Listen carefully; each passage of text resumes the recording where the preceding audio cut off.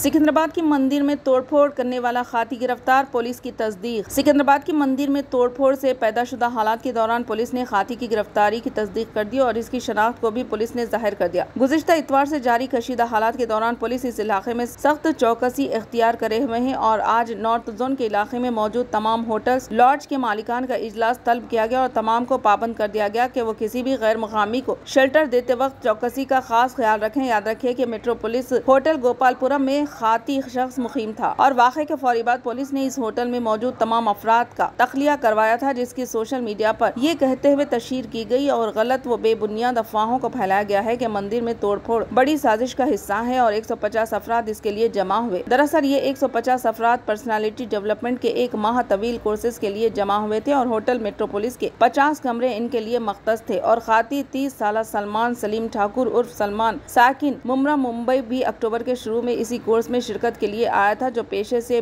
BE computers का graduate था। सलमान ठाकुर के खिलाफ मुंबई के RS सब मुंबई और मीरा रोड पुलिस स्टेशन में इस तरह के 2 मुकदमात दर्ज है। पुलिस के मुताबिक सलमान ठाकुर सोशल मीडिया पर सरगर्म रहता था और पुलिस के मुताबिक वो जाकिर नायर को बहुत ज्यादा सुनता था। जहां हैदराबाद में मुनव्वर जमा मोहम्मद कफील अहमद की जानिब से मुनक्किदा पर्सनालिटी डेवलपमेंट प्रोग्राम में तरबियत के लिए आए थे। Deputy commissioner north zone Hyderabad city मोहतरमा ऋषि पैरमिल ने नॉर्थ जोन के तमाम लॉजेस, होटल और रेस्टोरेंट मालिकिन जिम्मेदारान को तलब करते हुए उन्हें पाबंद किया और इस इलाके में खुसूसी चौकसी इख्तियार कर ली।